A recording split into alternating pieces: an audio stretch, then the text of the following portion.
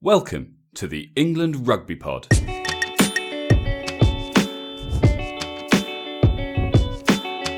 Thanks for downloading episode 57. England take on Samoa after their record win against Australia last weekend, and we'll be here to bring you the pre, half-time and post-match analysis.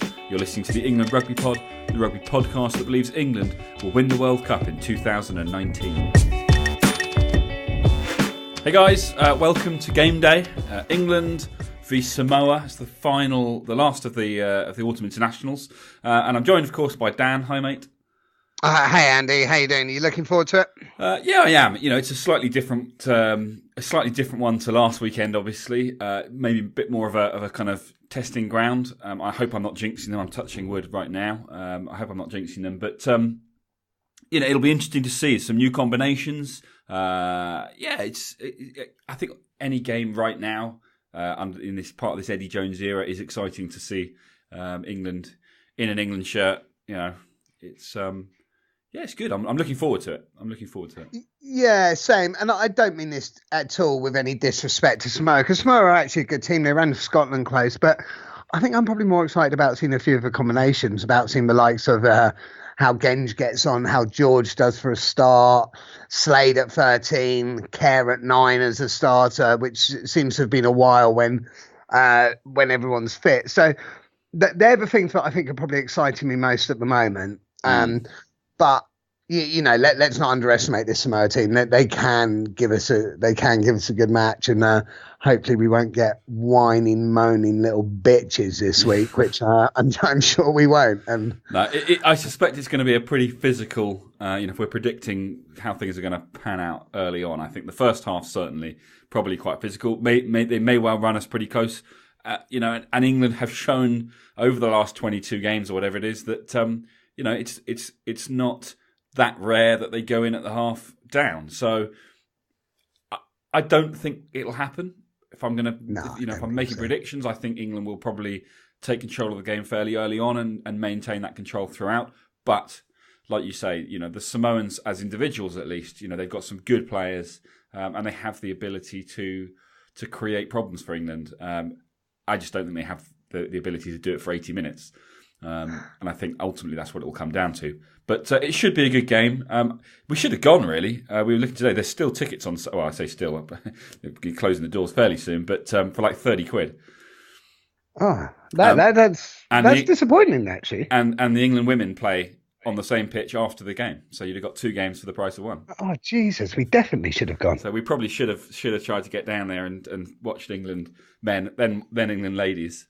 But we wouldn't have been able to bring this special episode to our fans. That we'd have had to have to our listeners. I'm not going to call you fans, your listeners. We're getting a bit ambitious. We are a little ambitious, yeah. So our listeners wouldn't have had this. We'd have had to have brought them something hungover in a couple of days' time. So this is probably better, and we get to see more of what's going on, and that's the key thing, especially with all these new combos. So I think. As far as that game is concerned, we're going to cover it the first half, obviously, and we'll come and have a chat with everyone at half time, and then we'll be back at the full time whistle to talk about how the game panned out. So same as last weekend, but I think it's probably before we leave everyone to kind of watch the build up, it's probably worth just raising a glass, cracking a beer. Nice. Like that for the England Rugby League boys who have just made the final of the Rugby League World Cup. It was a hell of a game today, I believe. So I actually got up early and watched it, and then annoyingly, I think the last 7 minutes is when it all happened. And by that point, because it started at like 5 or something, the game. So it was 20 points to 0 with 7 minutes to go on the clock. And it ended 2018. I mean, and Tonga had a try disallowed right at the end. Yeah, I haven't seen it yet. From what I've read, rightly so, but I haven't seen it yet. It does sound it's a bit Sevens-ish, isn't it? Like 7 minutes to score 18 points and potentially 24, I guess. It's 6 points, isn't it, for a converted try? Yeah. I don't know what the hell happened. Obviously you want to say congrats and well done for seeing off a fight back, but actually, you probably also want to say you're going into a World Cup final. You don't want to be letting in, 18 points in the last 7 minutes, really. But yeah, I think you just brush that under the carpet. Well, 100% and say, you do. It's knockout rugby. Next week's a big one. It's knockout rugby, and when it comes to knockout rugby, it doesn't really matter what happens. It's just about getting the big W, as we will obviously discover in 2019. Next time we play any knockout rugby. But yeah, like you say, congrats to those guys. Obviously, we had a tough game against Australia in the opening game of the World Cup. And it's going to be just as tough, if not tougher, in the final game of the World Cup. But who knows? Magical things have happened. So obviously, we're keeping everything crossed, and we'll be keeping an eye on that. And we're probably, given that they have made the World Cup final, I think it would be rude not to do some sort of episode or a section of one of our episodes to kind of look at that in a bit more detail than simply reporting on the end result. So. I think definitely. I think we could do that. One quick question. We won't attempt to try and analyse it too carefully, given our lack of knowledge when it comes to rugby league. But we can. I don't think we'll attempt at all, to be honest. But just one quick question: when you cracked open the beer, was that actually a Sprite? No, Heineken, my friend, Heineken. Heineken. Oh, good for you. Yeah, it's 2:30. It's nearly 2:30. Nearly 2:30. Yeah, well, let's crack on. Watch the build up, and we'll come at half time. And I have no idea what it's going to be at half time, but I'm quite interested to see where we're going to stand. Absolutely. So, guys, we will leave you as we did last week with the anthems. Enjoy. Turn up the volume on this. Turn up the volume on the TV. Come back and join us in. Well, it'll actually be in about an hour and a half, but it'll seem like moments, and we shall discuss what happened in the first half. So we'll catch you then. Catch you in a bit, mate.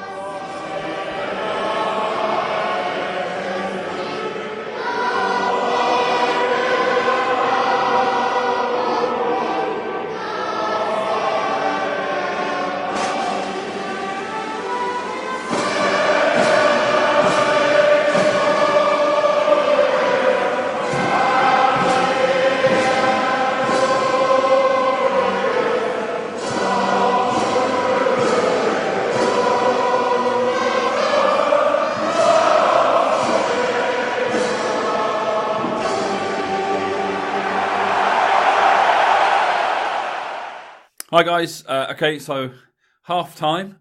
Dan, what are you making of it? It's not been the most exciting half of rugby. No, it hasn't. It's quite loose. I'm pretty sure the game plan would have been, let's run them about. Let's our fitness will be so much better than theirs. Let's move them around the pitch, especially their forwards. But the accuracy's not been great from England. There's been a few knock-ons, a few mistakes, but do you know what? There's also been some good performances. I'm pretty impressed. I think Sam Simmonds has done well. He has, but I don't think he just never quite. He's done well, but he looks more like a flanker than a number 8. I don't know. Every time he makes a break, you just feel like he doesn't have that physical presence. And don't get me wrong, he's getting through gaps and he's kind of scampering through gaps and things.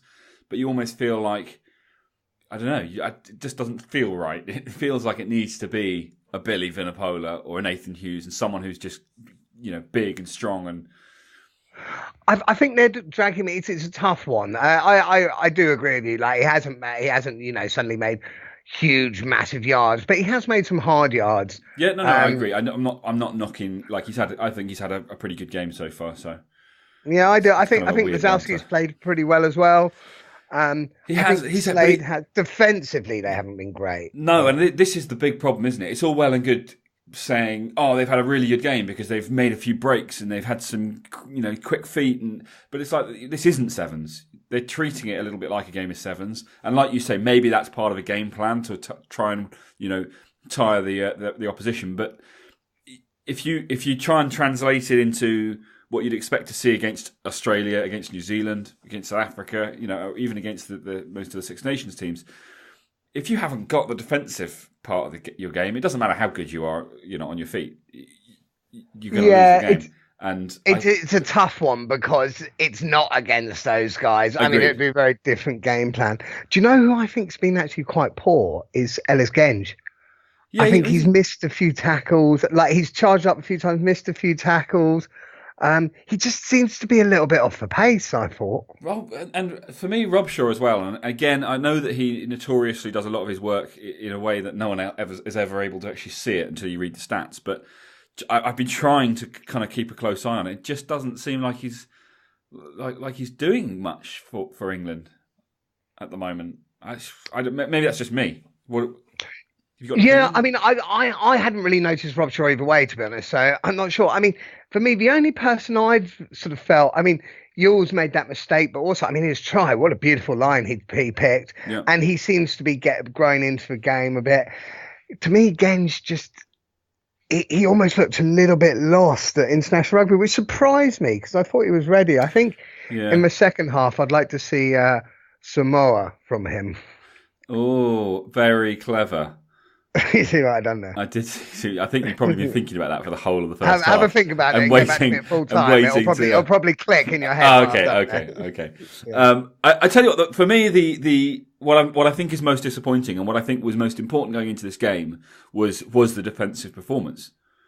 Because everyone knows that you can run out there and you can fling the ball about and you can treat it like it's not a serious test match. And if it comes off, you're going to score tries. If it doesn't, you're going to leak tries potentially, and therefore, if you want to play that game plan, then your defence has to be absolutely spotless, because then you can afford to chuck the ball about, and occasionally it doesn't work.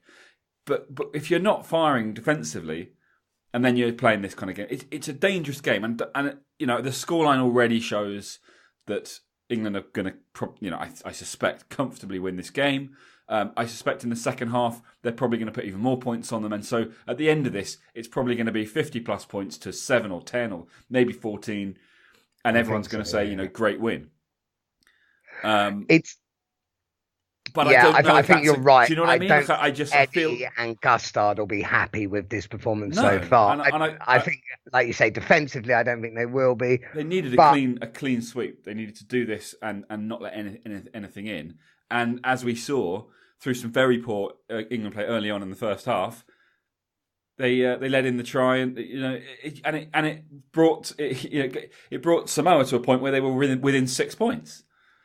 20 minutes. It was a weak try to give away. Actually, just all round, it was quite poor rugby by England. It's not.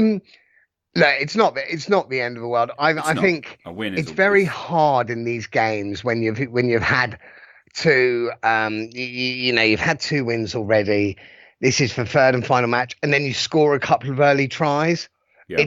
I think it's very hard then not to sort of suddenly, see your eyes light up, thinking, "Hello, we could all have a bit of fun here." So true, and I think as well, despite what Eddie says, and despite what the team, the press officers, or whoever it is, will say about this England team, I know where you're going here. Well, Eddie Jones has made it very clear that he wants his guys to play as a team. He wants them to play for the team, and yet he's given a lot of guys their first opportunity.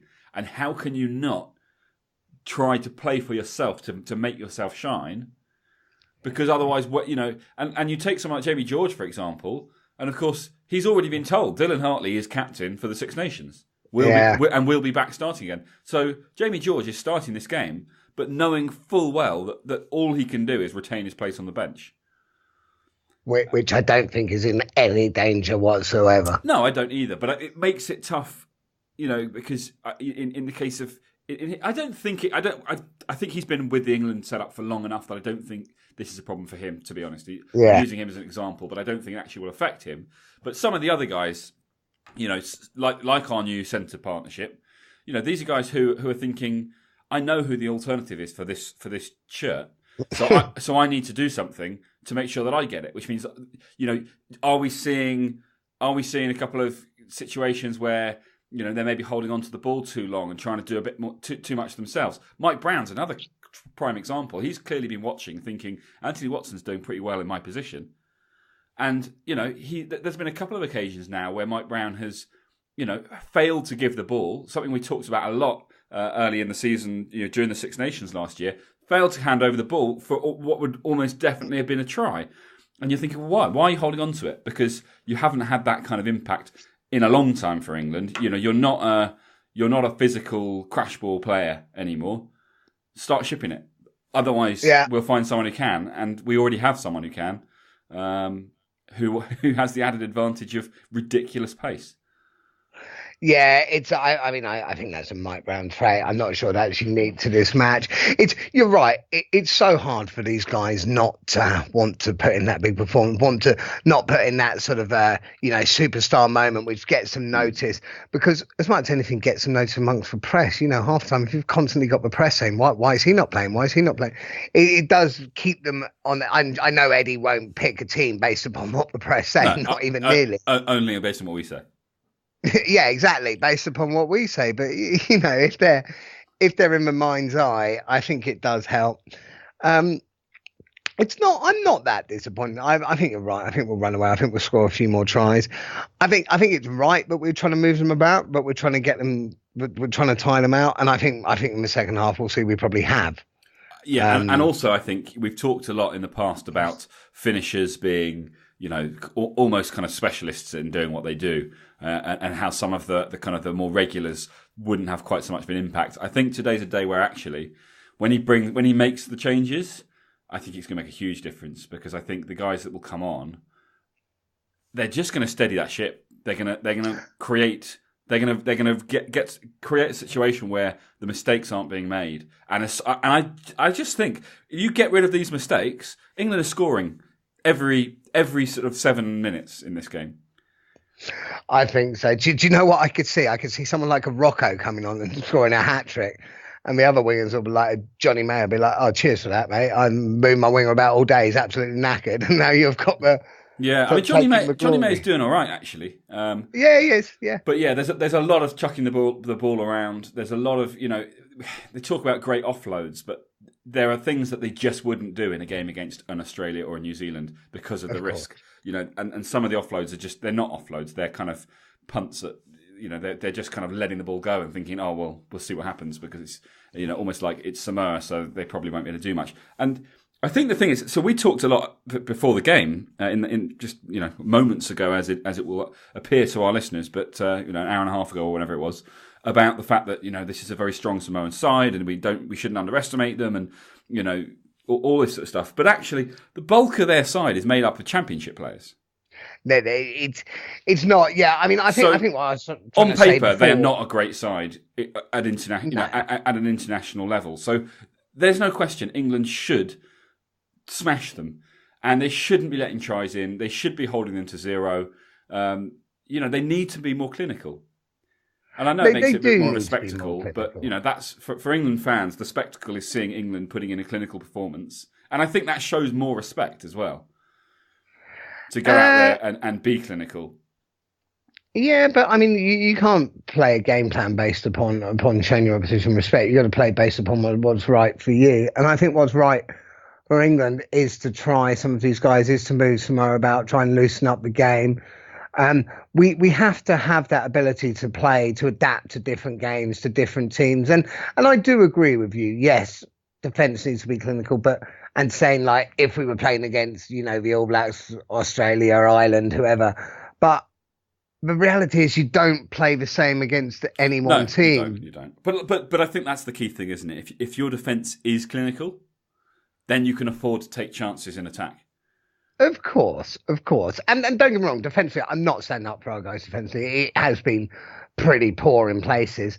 But, it's afforded to be a bit lax because they've got that advantage. And I think they're going to carry on sort of, drilling home the points. And I don't think England are in any danger whatsoever here. No. God, I hope I don't read those words. But it's not going to be it's not going to be one of those games where suddenly we're under the pressure and we need to change. I don't believe it's going to be one of those games where suddenly we need to change and adapt and suddenly become very strong defensively. I think the emphasis, yes, they'll probably get a bit of a bollocking at halftime, but I think the emphasis is going to be, do you know what, now they're going to be quite tired. let's start running at them. Let's start moving them about even more. And last 20 minutes, we could see quite a few tries going. Well, I think we will. I hope we will. We shall find out, but we should probably get back to it because I suspect it's all going to kick off again in the next few minutes. So hopefully we're back in 40 minutes or so with some slightly better news in terms of the performance. We shall see. Stay tuned, guys.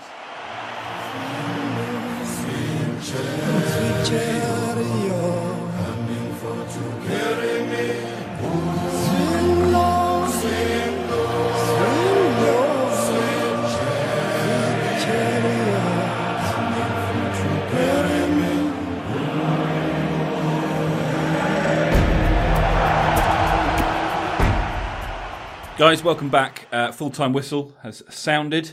The players, the coaches have been interviewed. And now, of course, it is our turn. What did you think, Dan? I mean, I think there's two things we need to probably take from this. One is, obviously, we're a bit disappointed. We feel, I do anyway, a little bit deflated by that performance. But it was a testing ground. It was a team with new combinations. Things were being tried out. Yes, there's improvements that need to be made, but it was a record win. 2 record wins out of 3. Yeah.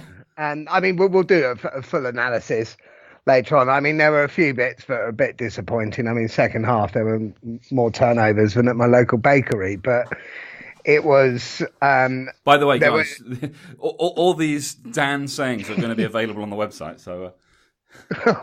Mate, I would hope so as well. When he uploads them. The thing, do you know what I was thinking? Rugby, I was thinking back to like 2002, 2003. And the truth is, were we coming away from every game thinking, wow, what a performance? I don't think we were. Rugby's such a multi-aspect game, but to get it right all the time, like to play that really perfect game is so rare. But the fact is, I think sometimes you can come away from a game fairly deflated when actually you're looking at it thinking, do you know what? We won again. Yeah. And it was a record win.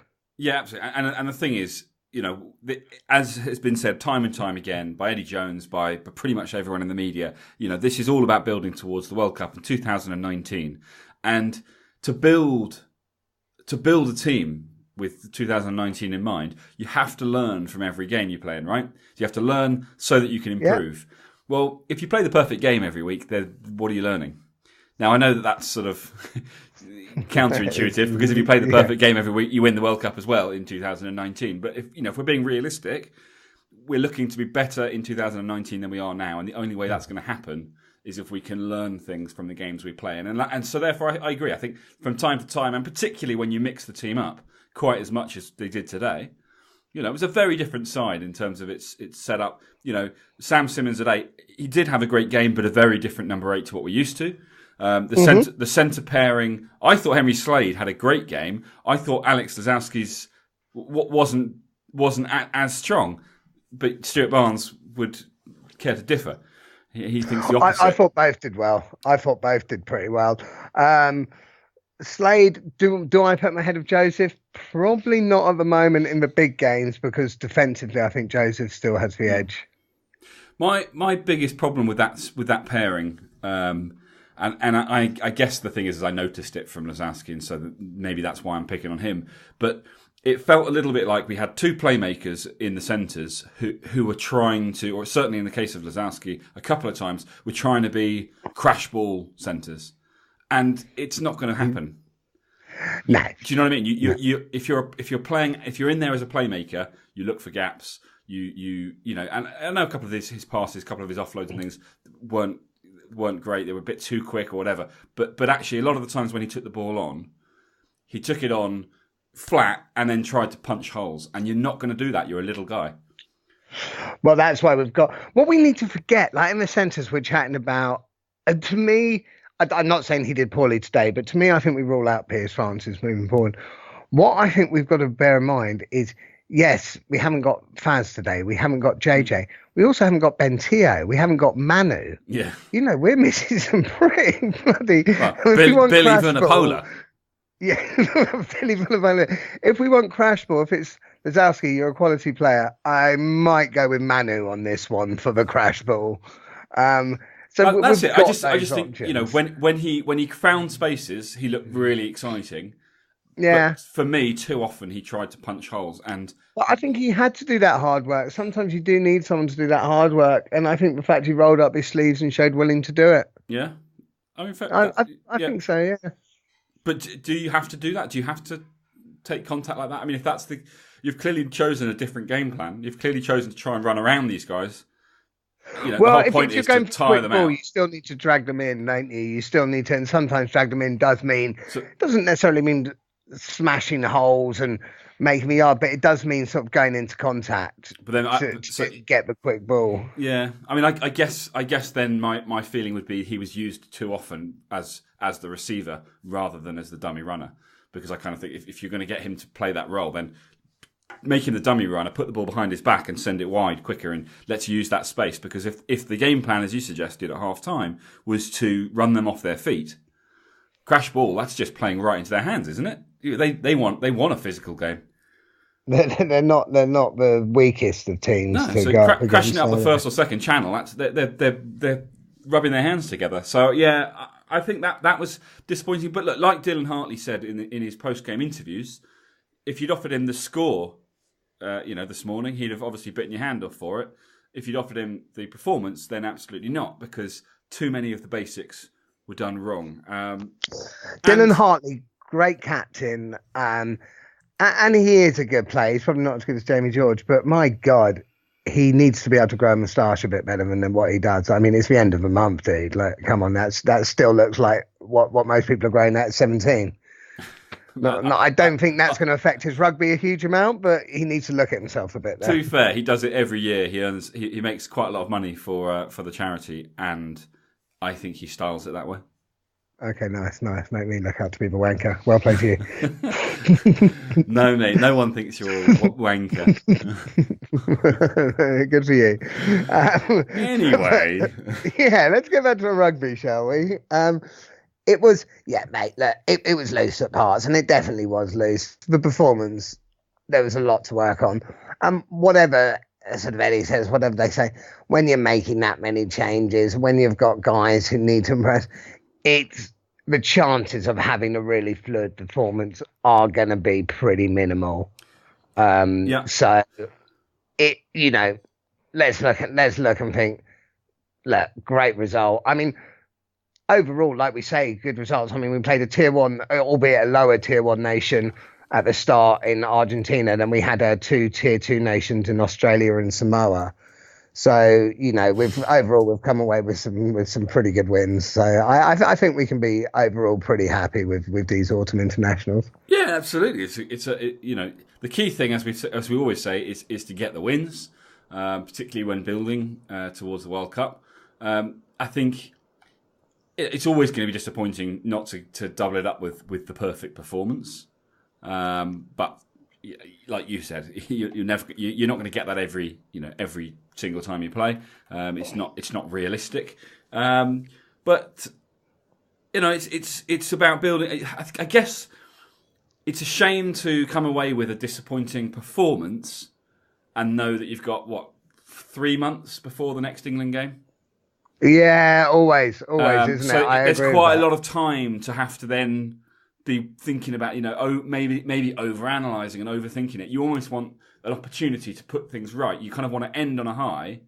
It's a shame we didn't have that Australia performance, even though it wasn't perfect. But it was, it's a shame we didn't have that to finish on, so that they go away for the break and then they come back for the Six Nations, feeling really positive, rather than feeling like they've got something to prove. Particularly as I think the first game in the Six Nations might be Ireland in Dublin. No, they were in Dublin last time. So Ireland. I believe we're Italy and Rome. I believe. Is it? Okay, fair enough. Because I think I'm going to be there. Oh, nice. Is my ticket still in the post? Is that? I think it's for a stag do, but I don't know if that's going to happen yet. It's been suggested on a WhatsApp group at the moment, so it's a long way from happening. Right. Okay. But I'll try and get you along, mate. I'll try and get you along. I'll probably be all right, to be honest. Well, you don't know who stag it is yet. One of us needs to watch the game. That's a very good point. And if you're on the Stag, clearly you're not going to be doing too much reporting. So we're going to have to draft someone in. So one of us needs to be available. I'm not willing. I'm not willing to risk calling you. I know what you're like after one or two beers, and it's a Stag, and you're at the Rugby. You're going to be at least 4 or 5 and it's on the down. Sunday, so the Saturday there may have been a few as well. Yeah, we'll start thinking about who our guest speaker will be that day. But anyway, we've got some time before that happens. Okay, well that's good then. I was frantically trying to look up the schedule, so I'm glad that you knew the answer. So we have an opportunity to put in a performance and get a strong result against, dare I say it, a weaker side, given what happened last time. But they're not a brilliant side. They got beaten fairly convincingly by South Africa today, almost as convincingly as the Scots beat Australia. Really? Have you seen that result? I haven't seen. Tell us what happened, please. Scotland put 50 on Australia. Wow. It was like 50-24. Fair enough. I can't remember the exact score, but Scotland put 50 on them. Australia did have a person sent off fairly early on, deservedly so. Don't get me wrong, it was a complete deserved red card. But the Scots did run riot with them. Brilliant. But yeah, well done Scotland. Actually, I haven't seen the match yet, but is this a new look Scotland? I mean, I feel like we're allowed to talk about it because we've got the Six Nations coming up next, and they of course are going to be a part of that. So, are they a team to worry about for the Six Nations? I think so. We'll definitely go into more detail. I reckon let's go into more detail on that when we do a bit of a wrap up of the tour, because actually there was something I wanted to ask you about today, specific match. Rocco, what were your thoughts? He scored a nice try, but uncontested. I mean, he finished. I just think he's got magic feet at times. I mean, did he do anything magic? I mean, he made a couple of runs where he looked like he really wanted to run through people and run round people, but he didn't really go anywhere. No, I just think there's times where he breaks a tackle, but perhaps he has no right to. I mean, he didn't have the space. It's not as if he. No. So I think he didn't have the opportunity today, in my opinion. Yeah. To have a real opinion about how good he is as a potential England player. I just think all season, and with a few flashes I've sort of seen today, and even when he came on against Argentina, I just think he has something that none of our other wingers quite have. Don't get me wrong, he's still not in, like, when everyone's fit, I don't think he's in the squad, because you've still got, like, Jack Nowell. Well, you've probably got, if they're playing Brown, you've got Watson, Daly, also, Johnny May. Well, yeah, exactly. I mean, there's quite a lot of people ahead of him. And I don't want finishers on the wing. I don't want a winger as a finisher. I want wingers to be able to finish. I mean, is that what you think I meant? No. I'm just being a dick. Correct. I kind of feel like there are key positions where a finisher can come on and make an impact, and I don't think it's on the wing. If I'm honest, I don't. I think the wingers, your Johnny Mays, your Anthony Watsons, they can do it for 80 minutes. Your scrum half clearly disagree makes with a difference. That. Potentially a centre, and then a lot of it's in the forwards. Because a winger relies on the ball. 99 times out of 100, the winger's reliant on the ball making it that far, and then it's just on it's pace that's going to make the difference. Or their footwork or whatever it might be, but you're kind of waiting for the ball to get out there. You want the guys who kind of come on, who are going to go in, they're going to get the ball, they're going to create opportunities, and they're going to change the tempo of the game. That's the impact player that we're looking for in the finisher. And don't get me wrong, you need to have cover, but I think you're right. If you've got a way of, if you've got, let's say, we're suggesting Brown's probably had enough.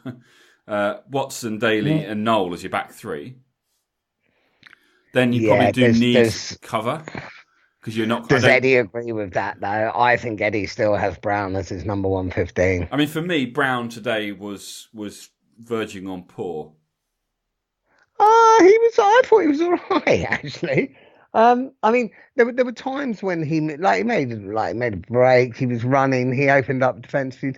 I just don't think Eddie is ready to give up on Mike Brown yet as his number 115.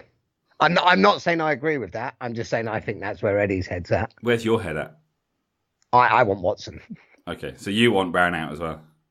Yeah, I'd rather see Watson start a fullback. I just don't think that's going to happen just yet. Yeah. I mean, yeah, we'll see what happens. We're going to continue to plug the team we want to see, and then if Eddie Jones decides to do as we've suggested, we'll know that he listened. You know, he took the message on board and he reacted. If he ignores us, we'll know that he listened and he decided that it would make him look bad if he did what we told him, and so he had to do something different. So any way you look at it, he's obviously reacting to what we have to say. I like the way you've placed that. Thank you. So anything else that you want to take from this game? I mean, look, I think bottom line is it was a good result because it was a win. It was not just a win, it was a record win. And we've tried out some new combinations and we have an opportunity to kind of look back at that and analyse it and go, you know, what are the options available to us and what are our preferred options for a first team and for that Six Nations next year? Because as we've always said, or as I've always said, I think that Six Nations is when the World Cup build, you know, proper World Cup build up begins. I think that's when we're going to see our first team, if you like. Certainly our top 23, and hopefully everyone will be back fit and healthy as well. You know, I don't think I think what I'm saying is there won't be too much testing. We're not going to be trying out new combinations in the centres and new combinations in the back three and different flankers to see who might. You know, I think the decision needs to be made now, and you stick with it. And of course, situations out of your control can change it, and players can play themselves back in and play themselves out, but fundamentally, I think at that point you've got to have a fairly good idea what 90% of your side looks like. I think so. And you know what I'm actually going to do for our pod on Tuesday or Monday when we record? I'm actually going to put together my team of this autumn internationals just based upon who I think's played best in the positions, not based upon necessarily saying this is the team I want moving forward. But I'm going to put together 15. I'll be interested to see what your thoughts are on the 15 I put together, because I suspect we'll probably differ in a few parts. I look forward to hearing what you have to say, my friend. Good. Excellent. All right, well, look, there's still another big game to come, I think, or has it already been played? There's Ireland, Argentina coming on, and I think Wales, New Zealand is kicking off now or very shortly. That would be the one I'm talking about. Fair enough. Let's go and find out how they're getting on, and yeah, we'll be back on Tuesday, as Dan says, where we get to hear his team of the series. Team of the series, and we shall. That's the England team of the series, right? You're not doing a combined team of other series. No, just the England team of the series, and I'm just doing starting 15. Fine. I'll do a bench as well, but I'm not doing it as a starter finisher thing. I'm saying, but these are my 15 best players. Excellent. All right. Well, we look forward to hearing what you pick. And guys, thanks for joining us today. If there's a fewer of you than usual, I'm not necessarily surprised. It's probably not quite the climax that we had in the England Australia game, but hopefully most of you are joining because you want to see what we have to say about it, and hopefully you'll all be back on Tuesday to hear what Dan has to say in our, let's call it our Autumn International Series Roundup. Okay, sounds good. Excellent. Guys, ratings, reviews, downloads, subscriptions, all on iTunes. Get in touch with us on Twitter at England Rugby Pod. We want to hear from you. And, you know, you can check out what we've got going on the website, www.englandrugbypod.com. And we will hopefully catch you on Tuesday. Toodles.